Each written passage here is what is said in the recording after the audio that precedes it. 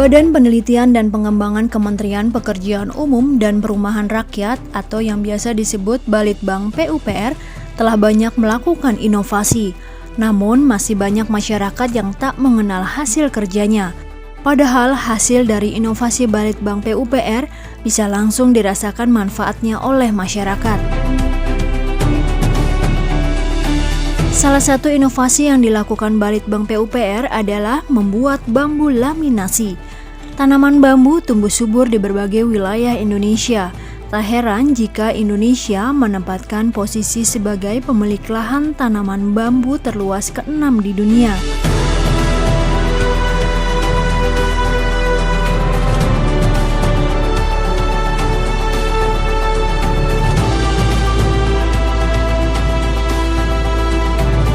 Namun sayang, begitu banyaknya bambu di Indonesia masih belum tereksplorasi secara maksimal.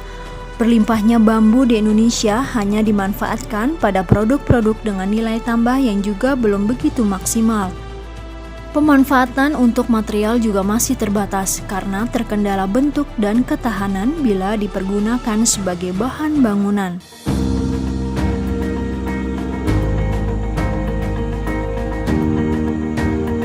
Balitbang PUPR akhirnya melakukan penelitian yang membuat bambu bisa bernilai lebih ekonomis tinggi dan praktis dipergunakan sebagai bahan material bangunan. Bambu laminasi ini diklaim memiliki kekuatan sekelas kayu serta dapat diaplikasikan pada hampir seluruh komponen bangunan tradisional.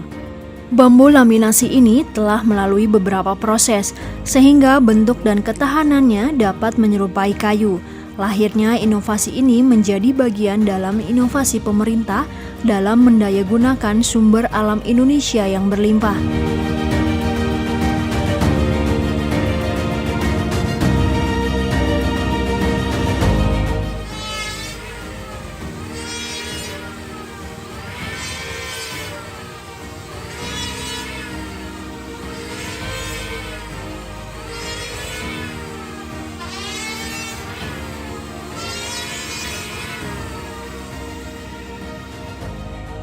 Cara membuat bambu laminasi ini adalah dengan membelah bambu menjadi lembaran-lembaran tipis, sehingga bentuknya tak lagi bundar dan berongga seperti bambu pada umumnya.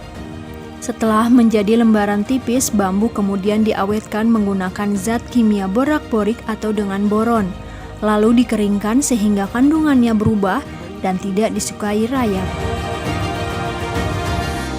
Lembaran bambu tersebut lalu direkatkan dengan lem urea formaldehyde untuk kebutuhan interior dan polimer isoyanit untuk kebutuhan eksterior.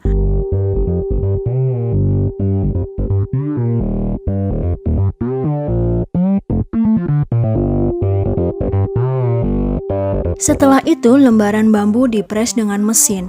Nantinya akan berbentuk seperti kayu atau triplek. Bambu laminasi memiliki daya tekan yang lebih bagus dan tidak mudah patah ataupun pecah.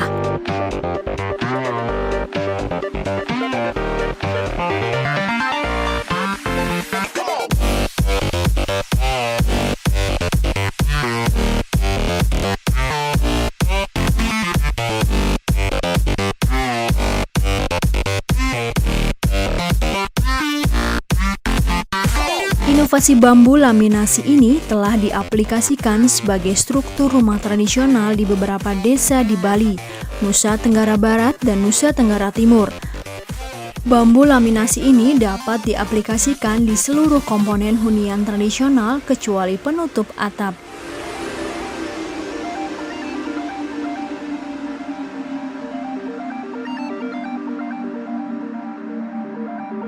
Pengembangan bambu laminasi ini diharapkan mampu mengatasi kelangkaan pemenuhan kayu sebagai bahan bangunan.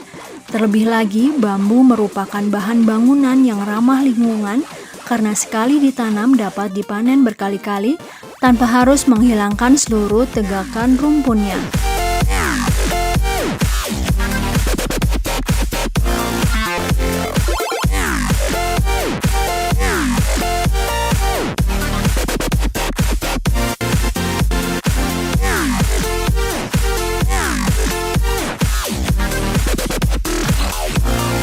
Tak hanya sebagai material bahan bangunan saja, bambu laminasi ini juga bisa dijadikan sebagai kerajinan. Salah satu daerah yang memiliki potensi tanaman bambu adalah Kabupaten Bangli, Provinsi Bali. Di wilayah ini, sebagian masyarakatnya menekuni usaha kerajinan bambu, namun masih terbatas pada produk-produk kerajinan sederhana.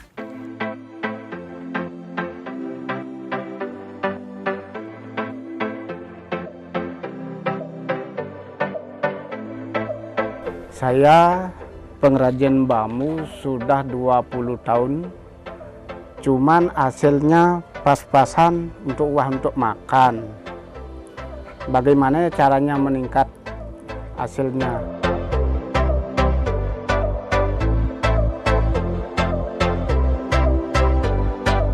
Sebagai tindak lanjut dan sejalan dengan program Bali Clean and Green, Puslitbang Permukiman pada tahun 2010 menyelenggarakan kegiatan ahli teknologi bambu laminasi di Dusun Pucangan, Desa Kayubihi, Kecamatan Bangli, Kabupaten Bangli, Provinsi Bali. Dari kegiatan ini, produk kerajinan yang menggunakan bahan baku bambu laminasi dinilai memiliki keunikan, yakni tahan lama, anti rayap, dan menghasilkan produk yang lebih beragam seperti souvenir, furniture, dinding tempel, penutup lantai, meja makan, tempat tidur, daun pintu, mebel, gazebo, dan konstruksi bangunan.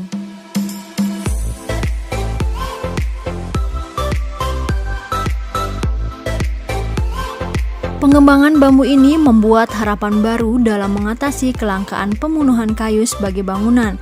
Tak hanya itu, inovasi ini juga telah membantu meningkatkan perekonomian para pengrajin bambu.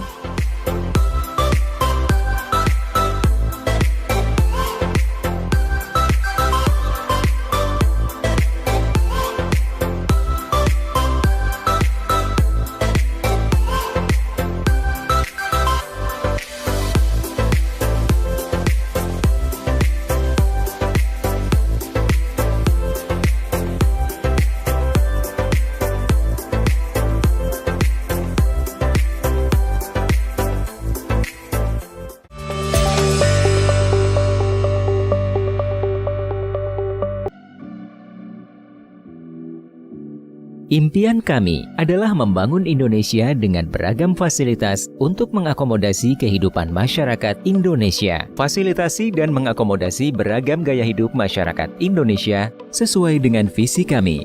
Menjadi pengembang properti 3 besar di Indonesia yang terintegrasi dengan pengembangan infrastruktur dan kota baru bagi masyarakat Indonesia yang berkualitas. Serta misi kami untuk membuat inovasi dan unggul di bidang properti, mengutamakan kenyamanan dan ramah lingkungan, berkontribusi dalam memaksimalkan laba, serta menjunjung tinggi profesionalisme dan kemakmuran. Kami telah menciptakan berbagai produk bernilai tinggi, mulai dari high-rise apartment, landed housing, hotel, office tower, dan mixed use. Tersebar mulai di Kota Medan, Jakarta, Bandung, Tangerang, Surabaya, Bali, dan Makassar. Kami berusaha untuk memahami nilai suatu properti. Oleh sebab itu, sebagai pengembang dan didorong semangat untuk terus berinovasi, Waskita Realty dapat menjadi sarana investasi terbaik di masa mendatang, baik bagi konsumen maupun para stakeholder-nya. Waskita Realty sebagai anak perusahaan dari PT Waskita Karya Persero Tbk yang bergerak di bidang properti dan developer, memiliki komitmen untuk menghasilkan produk bernilai tinggi. Dengan mengusung 3 nilai utama perusahaan, semangat bekerja, tindakan nyata, dan komitmen kuat, kami akan terus melakukan inovasi dan memberikan nilai terbaik dalam membangun kawasan hunian berkelanjutan. Waskita Realty terus berupaya untuk memposisikan dirinya sebagai salah satu pengembang terpercaya di Indonesia. Proyek-proyek kami tersebar di wilayah Indonesia, diantaranya adalah The Ruiz Condo,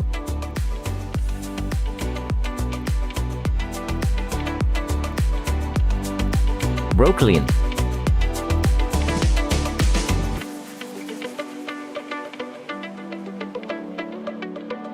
Nines,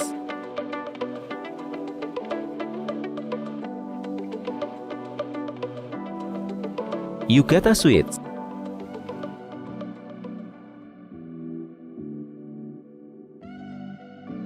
Teras Kita Hotel Jakarta.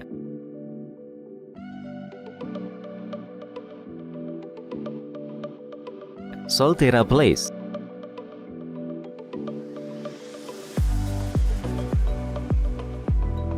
Tarajawali Tower,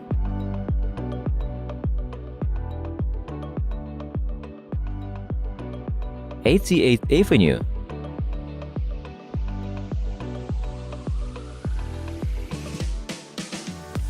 Fasaka Denpasar,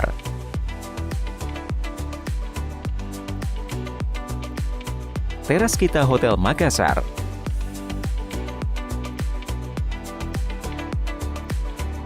dan Teras Kita Hotel Bandung.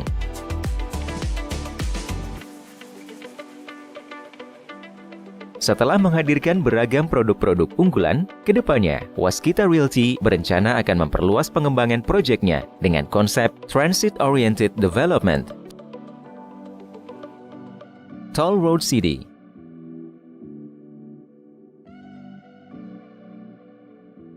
Aero City, dan New Regular.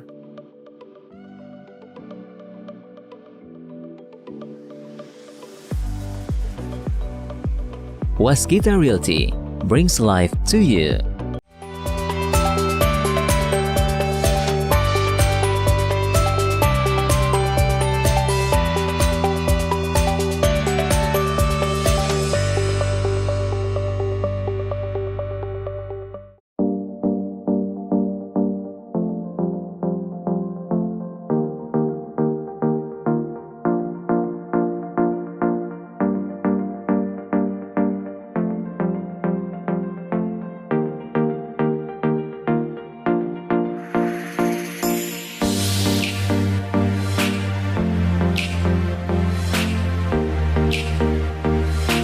Sidoarjo merupakan salah satu kota di Jawa Timur yang dikenal sebagai kawasan industri dan tambak. Tak heran jika daerah ini juga dijuluki Kota Udang. Namun tak banyak yang tahu bahwa Sidoarjo memiliki pulau sendiri. Pulau Lusi namanya.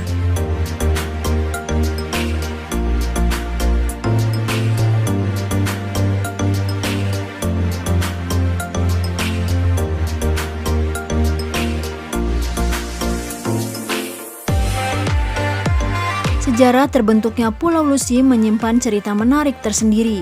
Siapa yang tak pernah mendengar soal tentang lumpur lapindo? Hampir seluruh rakyat Indonesia sudah mengetahui riwayat tragedi tersebut. Namun kenyataan tersebut harus diterima dengan lapang dada. Kota Udang pun terus berupaya bangkit dari kejadian 13 tahun silam tersebut.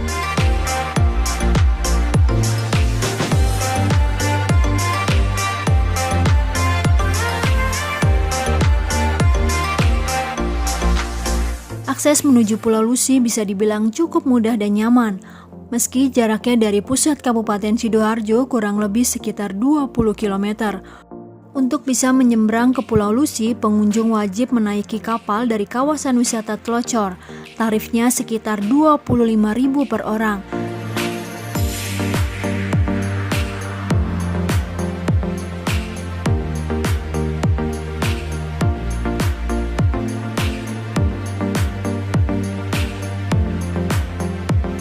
Sesampainya di pulau yang memiliki luas kurang lebih 93,4 hektar ini, kita akan melihat panorama alam yang asri. Pulau buatan ini terbentuk dari endapan lumpur yang berasal dari bencana semburan lumpur manas.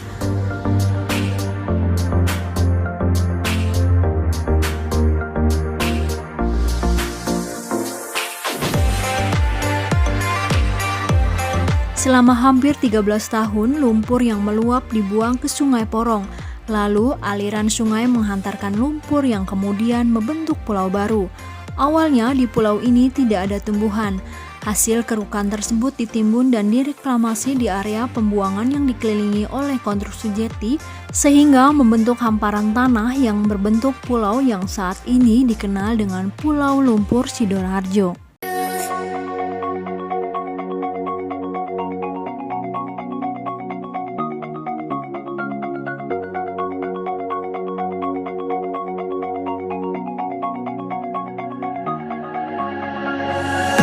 Pulau yang terbentuk dari hasil sedimentasi inilah kemudian dicoba ditanami mangrove.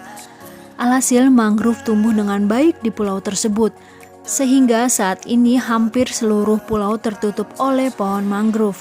Tempat ini dirawat dan dijadikan destinasi wisata baru di Sidoarjo. Ternyata lumpur Sidoarjo atau lusi bisa memberikan manfaat lain. Bukan hanya bisa menyemburkan tanaman mangrove saja, lusi juga dimanfaatkan sebagai pembangunan infrastruktur karena mengandung material yang bernilai ekonomis.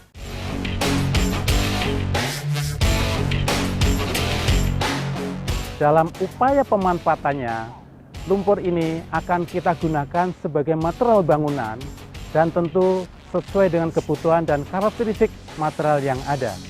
Beberapa material yang akan kita kembangkan nantinya berupa bata merah, agregat ringan, dan juga paving block dan konblok.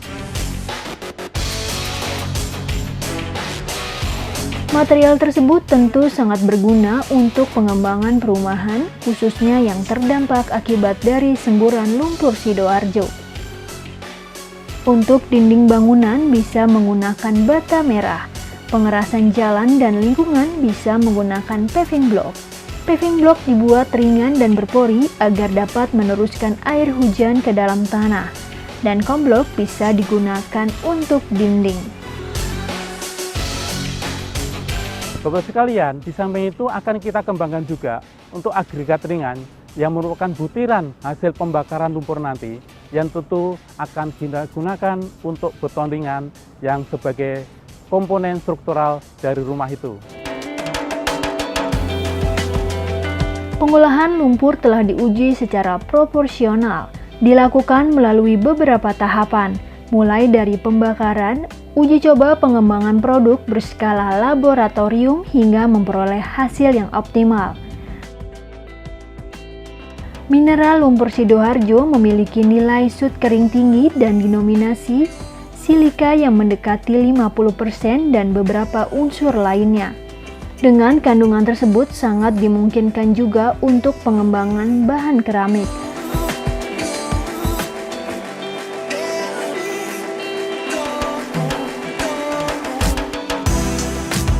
Lumpur Sidoarjo juga bisa dimanfaatkan sebagai bahan baku beton untuk membangun panel rumah instan sederhana atau risa. Hasilnya bisa membuat bangunan menjadi ringan dan tahan terhadap gempa. Bahan bangunan dari lumpur Sidoarjo merupakan produk inovasi bahan lokal sebagai alternatif komponen bangunan. Teknologi yang digunakan juga cukup sederhana sehingga mudah diterapkan oleh masyarakat lokal.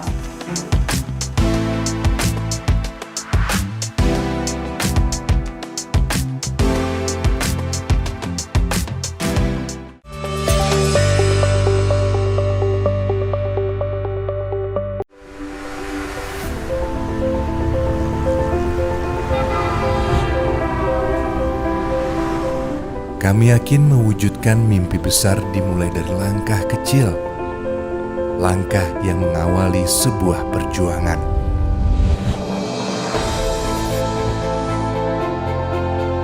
Untuk itulah Bina Marga hadir, menyertai perjalanan setiap elemen bangsa Indonesia. Kami memulainya lewat rencana matang, demi hasil yang berdampak nyata.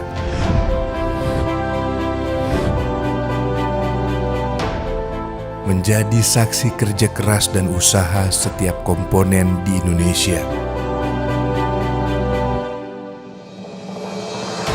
Menyambung satu harapan dengan harapan lain. Mengeliminasi jarak membuat yang jauh jadi dekat. Menghadirkan kebersamaan yang menjadi pengikat di masa depan.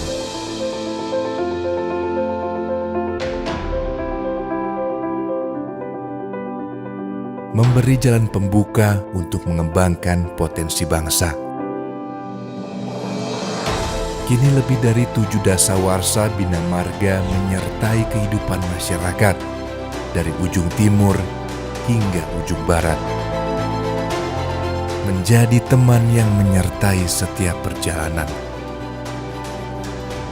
Kini kami melangkah lebih lebar demi mewujudkan mimpi bangsa yang lebih besar. Bina Marga akan terus menyertai perjalanan bangsa Indonesia. Perjalanan tanpa batas yang akan mengangkat Indonesia ke kancah dunia.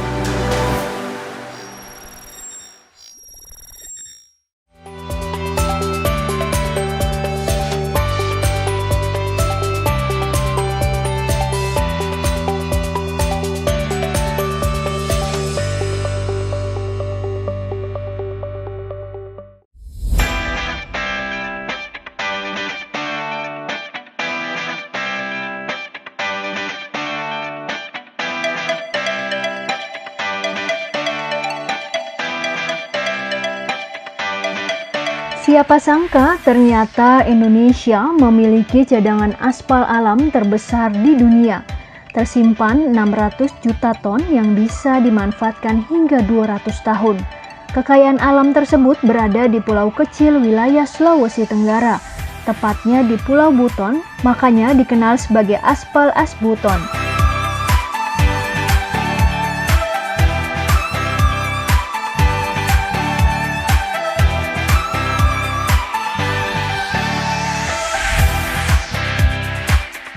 Sejarah Asbuton diawali sejak zaman penjajahan Belanda, ditemukan pada tahun 1924 oleh seorang geolog Belanda bernama W.H. Etzel. Balitbang Kementerian PUPR terus berinovasi untuk mengolah Asbuton secara efisien, sehingga mengurangi ketergantungan impor aspal minyak.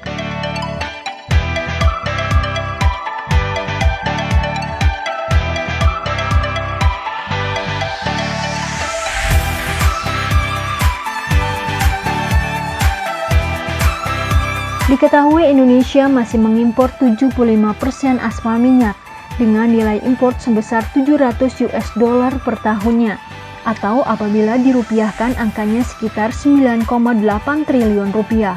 Untuk mengoptimalkan penggunaan aspal Buton, terciptalah CPHMA atau Cold Paving Hot Mix Asbuton.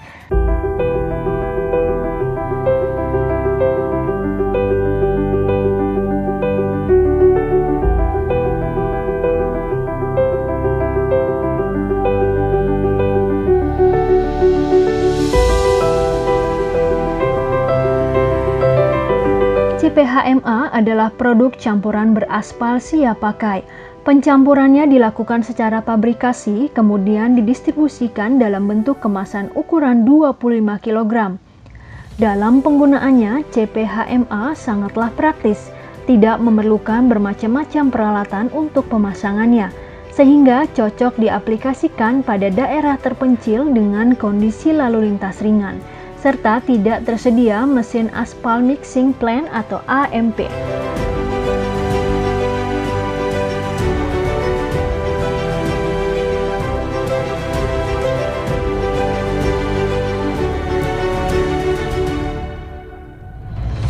Cara kerjanya, CPHMA dapat langsung dihamparkan dan dipadatkan secara dingin atau pada temperatur udara.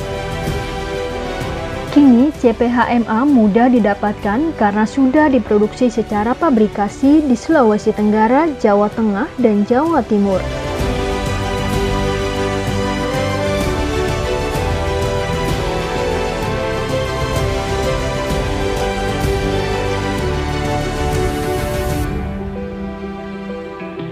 Asbuton memiliki ketahanan dan elastisitas yang tinggi dibandingkan dengan aspal ekstrasi.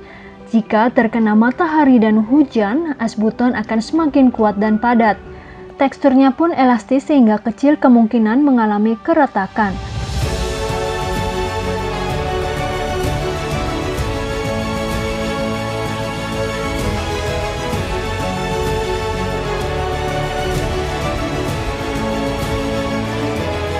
Pemanfaatan material lokal dalam pembangunan infrastruktur jalan dan jembatan merupakan langkah awal menuju kemandirian bangsa melalui swasembada bahan konstruksi. Pemanfaatan material lokal ini juga secara tidak langsung meningkatkan pendapatan negara dan meningkatkan pendapatan masyarakat setempat. Kita ketahui bahwa kecuali Buton, Kanada, juga ada sebagian di Cina bagian utara yang saya dengar sebagai aspal alam, akan tetapi potensi aspal Buton ini jumlahnya miliaran ton. Sekali lagi, potensi aspal Buton ini miliaran ton jumlahnya. Untuk itu 3 hal ini tentang murah, kualitas, dengan kemudahan, ini sudah dipenuhi oleh aspal Buton kita. Sehingga dalam kompetitif dengan aspal cair, saya kira ini sangat sudah layak sekali. Oleh karena itu, sekali lagi, kami berharap dengan sangat sekali agar supaya pemerintah pusat, khususnya Kementerian PU, dapat menggunakan aspal Buton dalam pendistribusian pembangunan di seluruh Indonesia.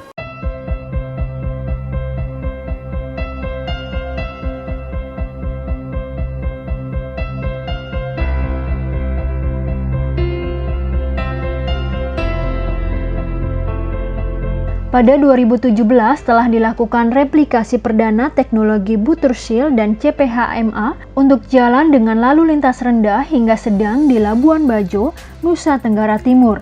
Kegiatan ini sekaligus memperkenalkan teknologi Asbuton kepada pemerintah daerah dan penyedia jasa tingkat provinsi, kabupaten, dan desa. Kementerian PUPR terus mendukung penggunaan Asbuton pada pekerjaan preservasi dan pembangunan jalan di Indonesia. Pada 2018 lalu, penggunaan Asbuton dilakukan pada jalan sepanjang 709 km yang tersebar pada ruas jalan di berbagai provinsi, di mana jumlah Asbuton yang dibutuhkan hampir 59.000 ton. Untuk meningkatkan penelitian dan pemanfaatan Asbuton, Kementerian PUPR membentuk Lokal Litbang Asbuton yang berlokasi di Kabupaten Buton.